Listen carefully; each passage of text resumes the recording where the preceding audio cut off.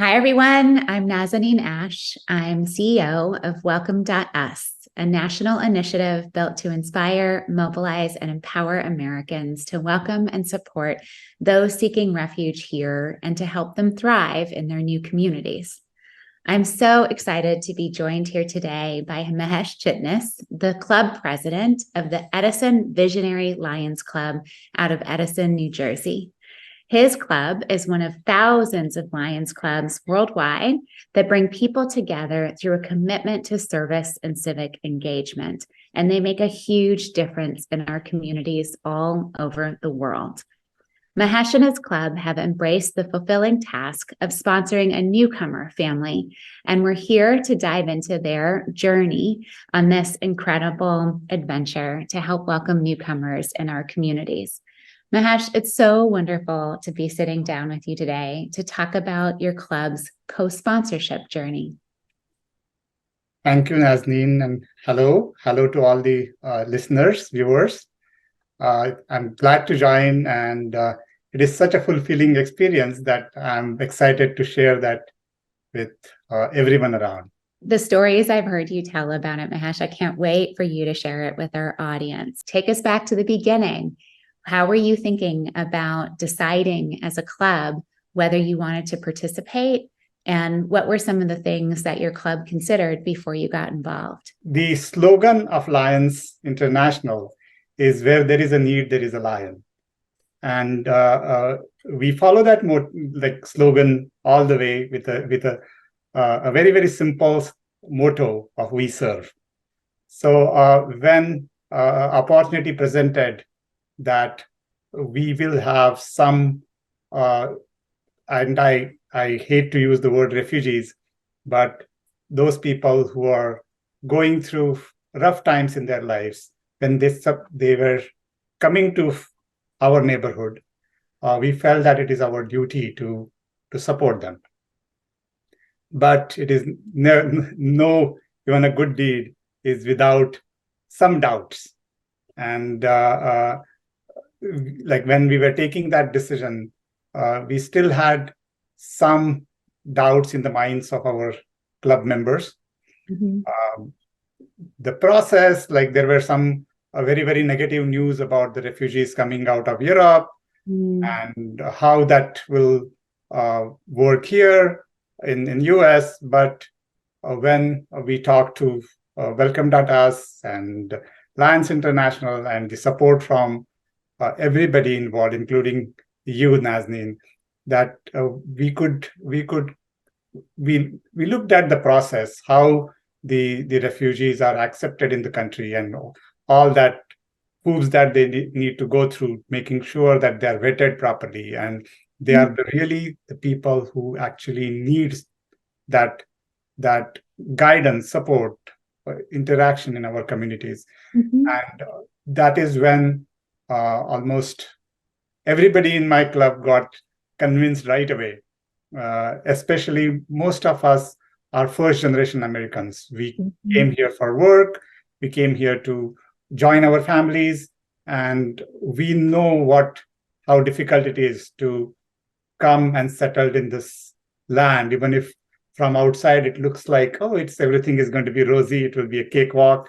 But we know what the small little things like taking a driving license, going to the bank, and just like sort of understanding the nomenclature. Yes. For example, when I was back home in India, we used to call it as a petrol pump and not a gas station. Yes. Just simple things like that. But we thought that like we were well placed to support this family coming into US. That is such a beautiful description of what our community organizations have to offer newcomers, because it really is this idea that it's not just about finding a place to live or all of the sort of technical pieces of rebuilding your life. It is very much about learning how to navigate a new community, a new culture, a new language. And when you have guides for doing that, it can help you feel like you belong so much sooner. And I also really appreciate, Mahesh, that you're sharing that your club considered very thoughtfully and seriously the responsibilities that come with welcoming a newcomer family, and really wanting to be sure that they were prepared and that they were confident about the process through which newcomers would be arriving. It is a big responsibility, and it's appropriate that people sort of think through it thoughtfully and with deliberation. But you also mentioned that, once club members sort of really understood the circumstances behind why newcomers were arriving and understood more about the process through which they arrive, the security and background checks, the vetting that happens for newcomers that arrive to the United States. You talked about how your club was all in on that. So I wondered if you could tell us a little bit and offer a little more background on the family that you have welcomed. This father in the family, he suffered through this refugee crisis for number of years. He's into his 40s, but when he was a teenager and when Taliban first took over Afghanistan, or they started being part of the social mix there, this family had to go to a refugee camp in Pakistan, and when he was a teenager. Wow. But they stayed there for a few years, I think 4 years, in the refugee camp. But during that process, he developed the interest for serving the community. Mm. And since then, like sort of even in the camp, he was they were supported by Doctors Without Borders. So he talked to them, and he started helping them in the camp itself. And then when it was time for them to get out of the camp and go back to Kandahar, he took a job in the Doctor Without Borders. Mm. And then from then he worked for UN Habitat and all the nonprofit organizations.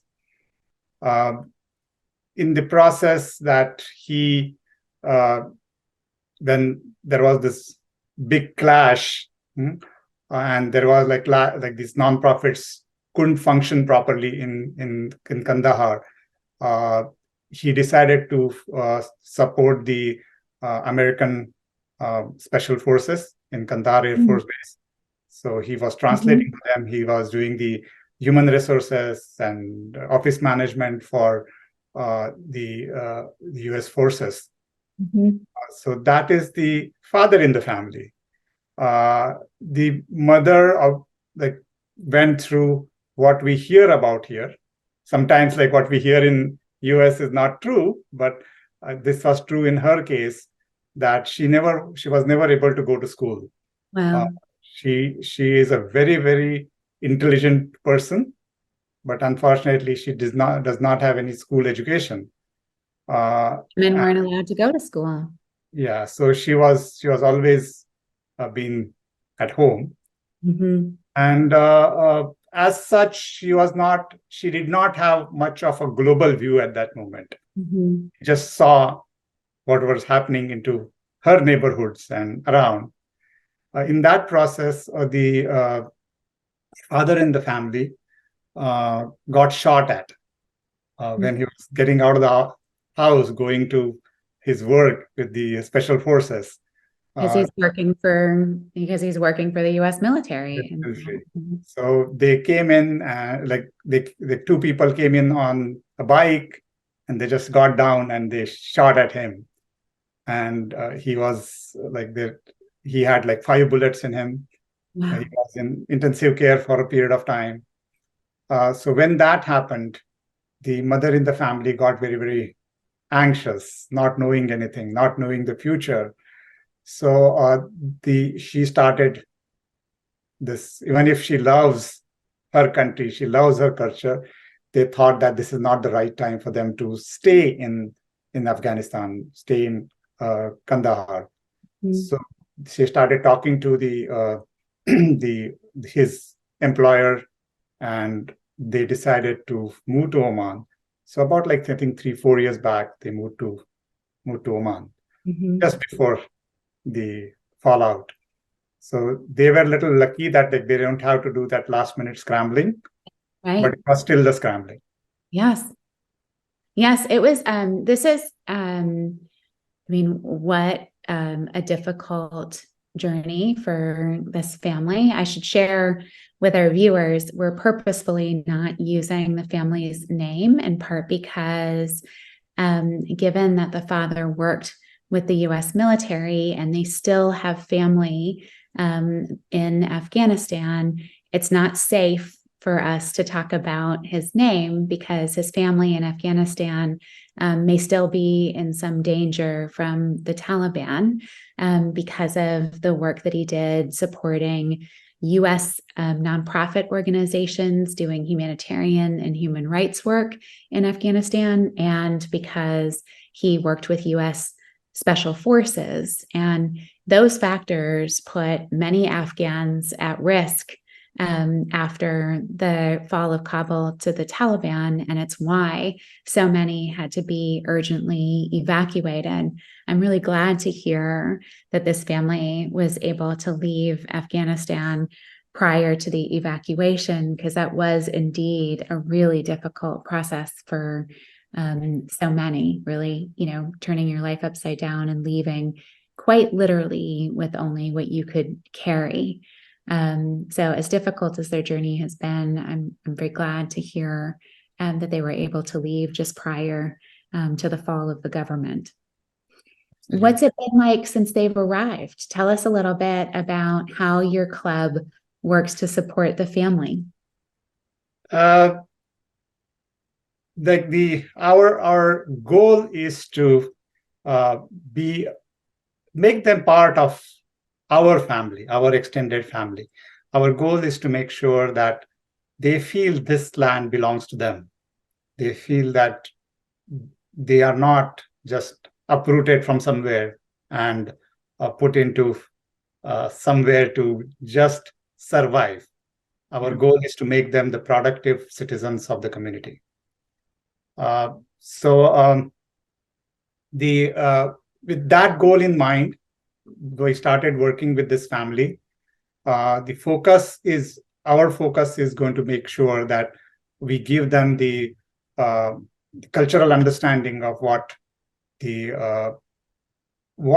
you can still maintaining your identity, maintaining your culture, how you can still integrate yourself into the general community and be a part of the community, not just and this happens with every single community. When Italians came in, they had Italian neighborhoods. When Irish came in, there are Irish neighborhoods. When Indians came in, we have You're so eager to find what feels familiar still when there's so much around you that's new. Absolutely. So our goal was to just make them feel part of the entire bigger community, get them involved into everything that our town has to offer, what our community has to offer. So that was our goal. The day-to-day, we knew that they are new here, they don't have a car or driving license, and they cannot go around. So to help them with the basic stuff like groceries and taking them to their appointments and whatever that a family needs. Besides that, making sure that the kids go to school, they know English, they can speak good English, but at the same time, getting them to understand the school culture. 2 of them are going to be in high school, 2 of them are going to be in middle school, and they are excited to go to school in next couple of days. So getting them used to that, one. And then this father of the family is very, very motivated to work. So finding him work and helping him with again, understanding the corporate culture. He really wants to work for a nonprofit organization. So sort of giving him the understanding of what are the differences working with American company in Afghanistan and a US organization. So that is more cultural sensitivity and making them understand the differences and similarities between the Yes. cultures. Yeah. That is the big task that our club has in general. I mean, I think about that as like cultural facilitation. And I think about this from my own background. You know, my parents were Iranian immigrants, and I remember that feeling of, you know, sort of translating American culture in the beginning, like when I was very young, like sort of being that translator of American culture for my parents and thinking about how unusual it is, right? So in many countries from which newcomers are arriving, co-ed education isn't typical. And I think it must be such a comfort to both the parents and the children for them to have a community member that they trust, you know, talking to them about what school is like in the United States, and you know, and how they can feel safe and confident about their daughters, you know, going to co-ed schools, you know, and how they can feel safe and confident about preserving elements of their culture that are important to them. So I think it is, I just can't imagine what an enormous comfort and touchstone that must be for the family, in addition to everything you're helping them do around, you know, enrolling in school and, you know, like you said, navigating employment processes and helping to prepare for interviews with US-based employers. Like it's just, you know, it's so essential to their success that they have community navigators of the type that your club is providing. But I also wonder if you can share a little bit about how all of you have been impacted by the experience as well. Yeah, as I mentioned, like sort of, our club initially treated this as a project. Okay? And one thing that I want to add to my previous answer was usually most of the Lions clubs do short-term projects, like a day or two, or like sort of something that doesn't extend so much. So that was one of the decision-making point. And when my club started thinking about it, we had that thing that okay, it is like at least 90 days, and like sort of we have to take care of them for 90 days, and that is what like sort of we were sort of a lack of better term, we have that giver's complex, that like, oh, what are we going to give them? And but eventually once we, or rather it didn't take long, literally the first time that we met this family, things changed. The moment that like sort of we started talking and we started interacting with these kids, and how sweet they are, how respectful they are, the things changed and it has become a family. So it is sort of a learning experience from our side. It didn't remain as a project for us. It has become a family. Yes. And as you rightly mentioned, it changed my club. My club started looking like, first our club came together. We were all members for a long time. We are working with each other for a period of time. We are friends outside our club, but still this got us much closer to each other. Like simple thing that happens at even home, right? If I have to go for groceries one day and I get busy, and somebody will take that slack. Even if we have initially worked on a very, very structured the teams to do the school enrollment and teams to give them the English language skills and whatnot. Now it has become just as a family. If there is a query comes in, oh, okay, like sort of, today we have to take them to for groceries. Somebody just jumps in and says like, oh, okay, like I'll do it. So there is no grocery team anymore. We have like sort of become one big family. So just as this family has become our family, we became more as a family in our club Oh, than just like sort of members of a yeah, organization. that's really beautiful. That's so beautiful. I mean, so something that I reflect on often in my role at Welcome is that we really are inspired to see how much welcoming transforms the welcomer as much as it does the newcomers that we're privileged to welcome to our communities. And in my own sponsorship experience, I often find that when I see our lives as Americans through the eyes of a newcomer, I learn and appreciate so much more about what we have to offer, or the fact that you can every morning send your kids to school, your girls and your boys, and they will be able to receive the education they need to fulfill their human potential. The Absolutely. fact that you can have opinions about what's going on in your neighborhood and you or in your country, and you can express them freely. Like it brings me so much closer to myself, and to a recognition of all that we shouldn't take for granted. Absolutely. And then separately, it's just incredible how it expands your perspective and your horizons and your worldview.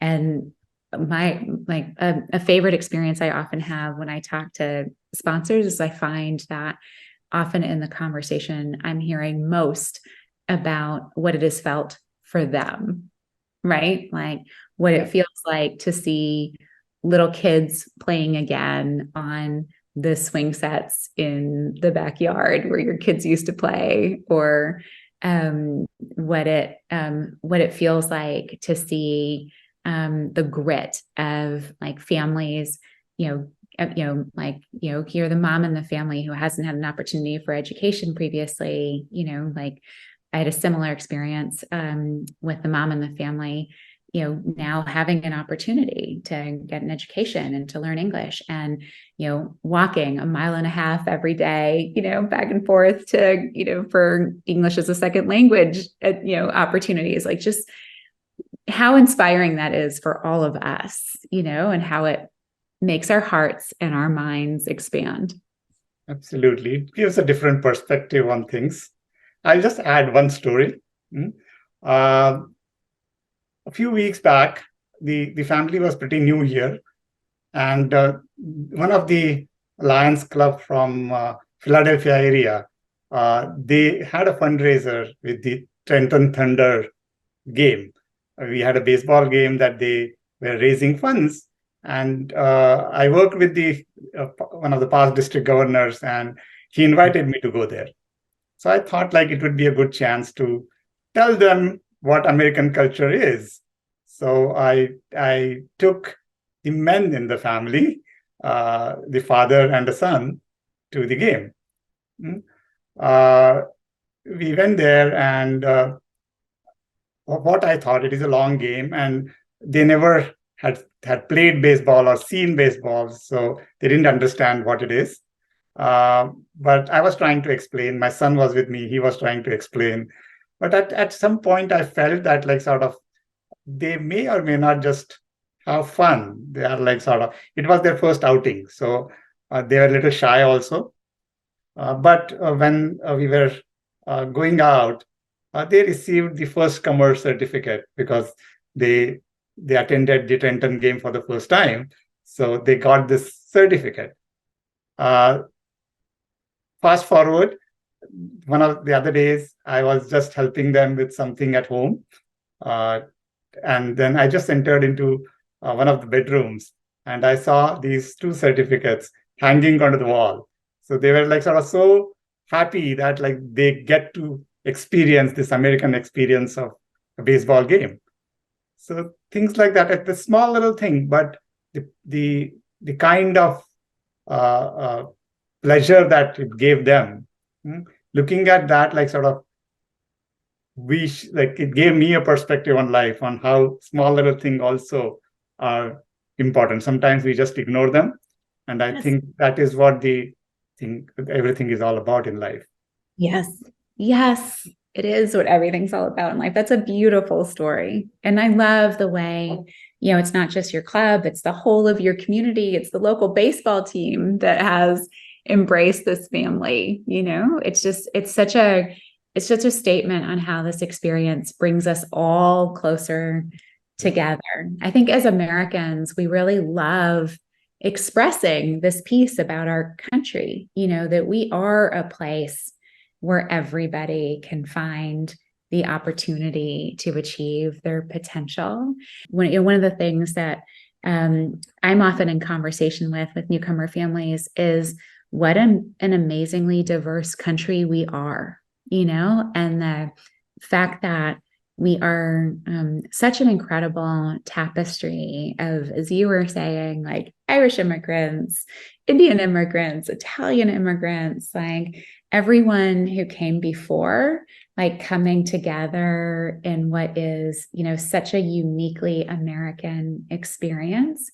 And so that's what I was thinking of when you were talking about the baseball game and, how the local team recognized them. It's that opportunity to say, you're new Americans, like this is what's wonderful about our country. And we're here to support and accept you as well. I really love that. And it obviously had such an impact on the newcomer family, to feel that sense of welcome from an American institution. Baseball's an American institution. And then, as I said, like sort of even the cultural aspect of it, Yeah. I specifically mentioned men in the family. Yes. Because when I offered to take them, it's like, okay, like me and my son will be coming. Yes. But now, when I was talking to them just a week back, he wants to take the daughters also to the baseball game to get that experience. Awesome. That's so awesome. It is really heartwarming to see how small little things make a difference. We focused a lot on the good stuff, but I know there's been challenges along the way as well. What would you share about what those challenges have been? It is the basically it is a fear of unknown and from every side. When we go and say this into community proudly that we are co-sponsoring this family and how the great experience is, and the first thing that comes out is like, why they should be here. Some of the community members who are especially in the polarized world today, they feel that why should they come? Can't they stay in their own country? Why should we provide them with resources? Can't they go to any other neighboring country and work there? And I hear often about, and there are so many Americans that need our help too. Absolutely. So the thing that like sort of I always explain, and the things that need to be explained, is these people are not coming for financial opportunities here. They are coming here to for their survival, literally. That fear of prosecution and fear of and then it is not a unfounded fear. His family has already been shot at. Yes. So it is not just like sort of something that they made up. So that, and then the vetting process that I was not aware of the vetting process till recent times. It is so layered and long vetting process. 12 different national security agencies. Absolutely. And then when you have that, then sort of explaining them, they are not coming here just for the financial opportunities.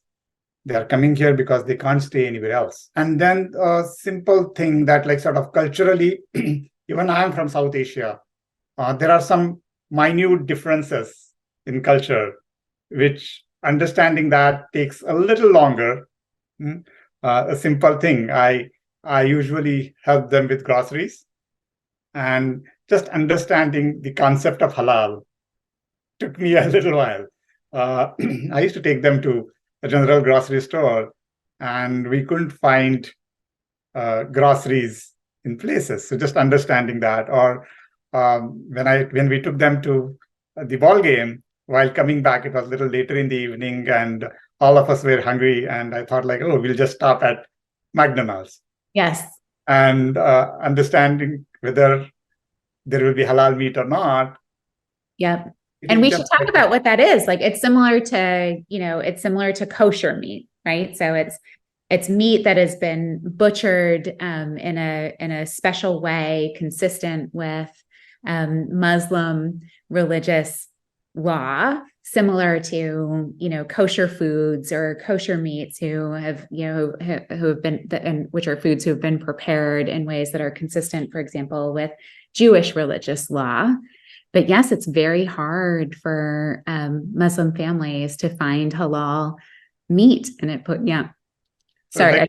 It was sort of our thing that I thought sort of halal meat. Okay, I'll just go and ask the grocery store and get halal meat. The understanding that, and again, it's the same thing. Few people in my family are vegetarian. So finding out whether the meal is prepared vegetarian or not is also sometimes. Now I know, because I've been here for almost 30 years, and I understand what restaurant serves what. Yes. But bringing that new perspective, so that unknown was one of the areas that we were struggling with. Mm-hmm. And simple things like just anticipation. This is not a project plan. Okay, we don't do sort of 1, 2, 3, 4 things. Things change every day. And just understanding that now my son is in college, so I forgot what it is when he was 3-year old. Yes. So just remembering to get milk. Yes. Remembering to make sure that whether this child needs a diaper or not. Yes. So those things sort of we did not think about, or it's a woman-dominated family. Mm-hmm. So just a feminine needs. Mm-hmm. Yes. Anticipating that is probably the challenge. You're going to learn so much. And that challenge is sort of compounded by this family, and I think most of the families are very, very proud. They led a productive life in their own country. Yes. So they will not ask for anything. Mm-hmm. So that is the challenge. I keep telling them that okay, if something is missing, just let us know right away. Right. Okay?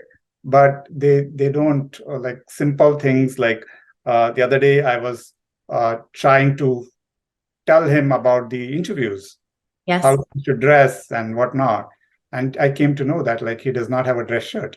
He came with, and again, he will not like me to say this, but I'm going to still say, till recent times, he had sort of 3 T-shirts. Yes. Round neck T-shirts, not even polos. Yes. And a couple of track pants. We had to just anticipate that ourselves. Yes. and see beyond what I see, read between the lines when he says something, and we have to guess what they need rather than they telling us. And that is a good thing about them, that they are not trying to grab everything that people are giving. Right. But they are very, very proud.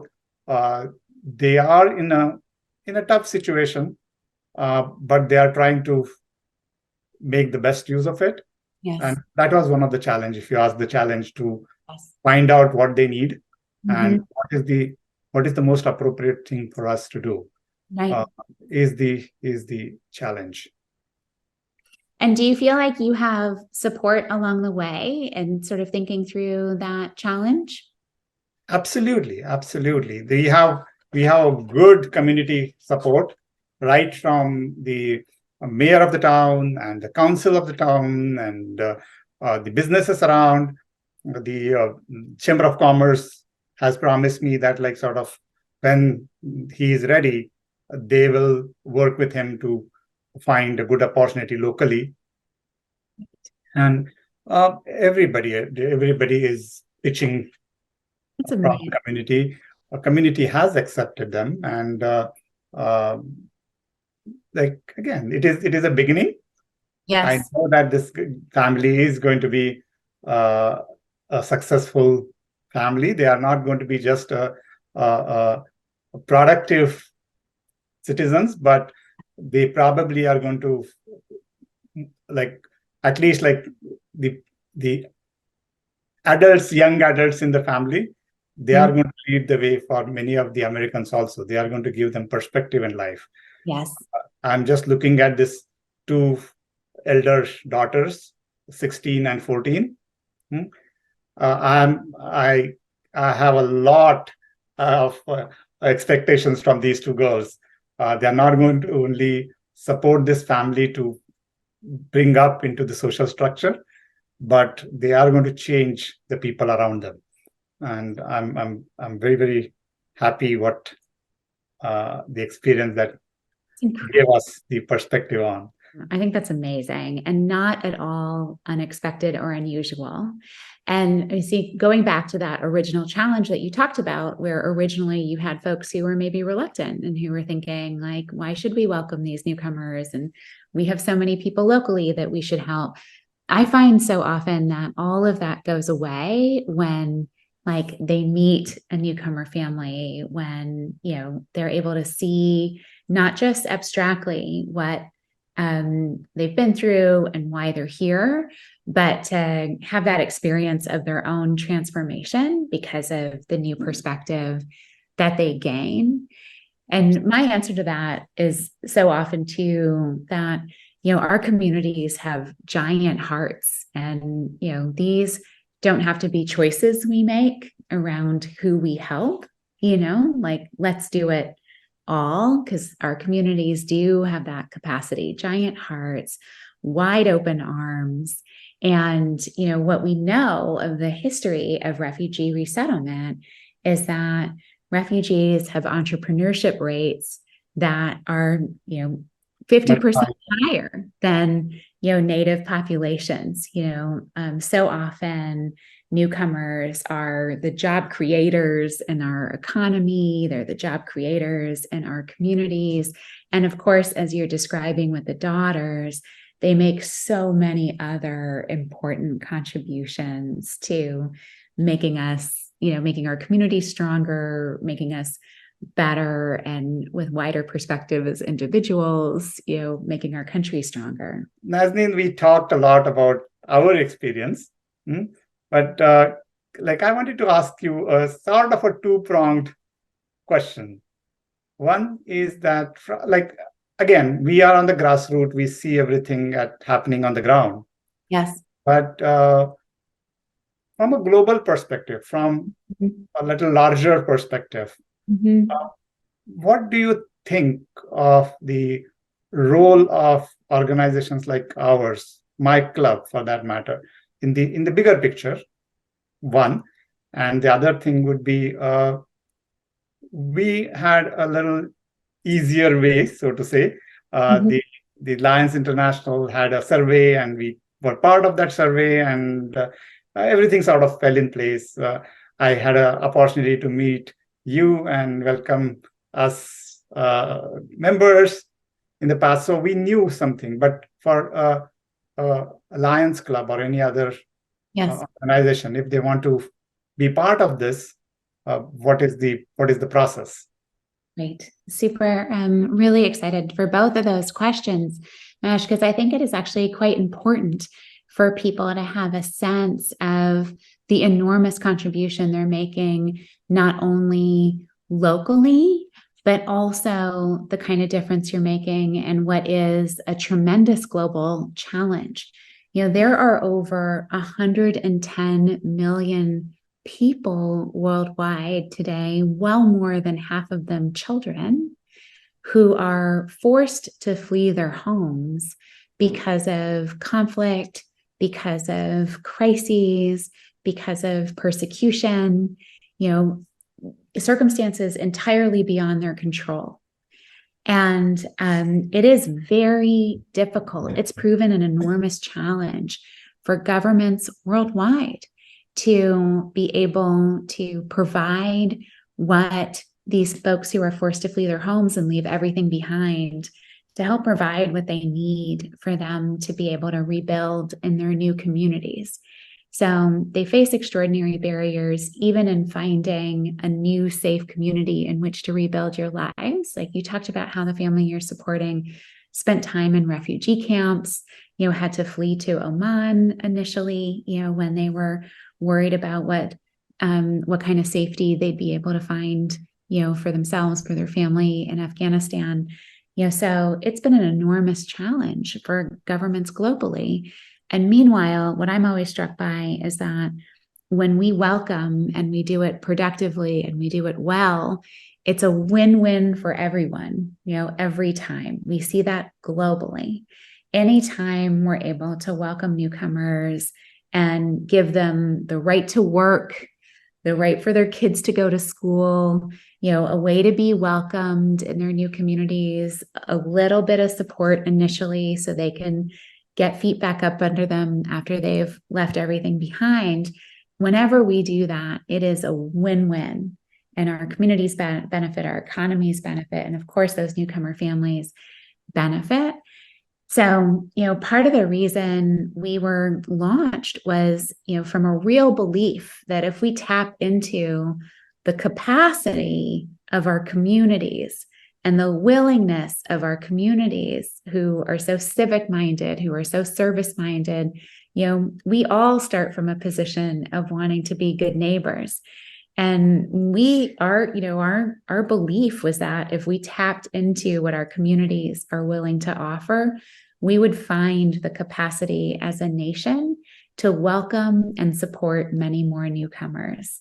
And that is what's happening in this partnership with Lions International. I mean, there are 10,000 Lions clubs just across the United States. Imagine what Lions clubs could be offering to newcomers if every single one of those clubs was able to welcome a newcomer family. Imagine what it would do for the club, as we've been talking about. Imagine what it would do for the newcomer family. And imagine what that does for our national capacity to be able to play a stronger role in solving this really difficult challenge of, millions of people being forced to flee their homes. And when they don't have a way to rebuild their lives, it is an extraordinary loss of human potential. I think of displacement as, I frequently describe it as ground zero for the denial of human rights, ground zero for the denial of the opportunity to achieve your human development. When you're, living your life in limbo, your kids don't have the opportunity to go to school. You don't have the opportunity to work. You don't have the opportunity to do the things that'll let you, determine your life and see your kids have a better future than you had. And that's what Lions clubs are doing in this partnership. They're extending that lifeline. They're providing those foundations of support. They're making it possible for so many more people to make their contributions to their communities and to our country. Absolutely. It's really incredible. Yep. I cannot commend Lions Club's leadership and clubs like yours and leaders like you and your global leadership for embracing this mission. It's making an enormous difference. Yep. And what is the process for getting involved? I think there are many entry points for additional Lions Club members who might want to be involved. I mean, Lions Clubs International has set up, an internal infrastructure for clubs who want to be co-sponsors. We are always here as a resource to you. You can find many ways to support newcomers. If you're coming to our website, and conveniently it's welcome.us. And there are so many opportunities for Lions Clubs to learn more about how to get engaged. Right. Thank you so much. Thank you so much, Nash. It's been such an honor to have this time with you and to hear about the extraordinary work that your club is doing. It's really, really inspiring. Thank you so much. Thank you. Thank you for giving us that opportunity. Thank you for letting us know that we can do a difference in somebody's life just by being part of the organization. We are so privileged to partner with you. It's really our honor.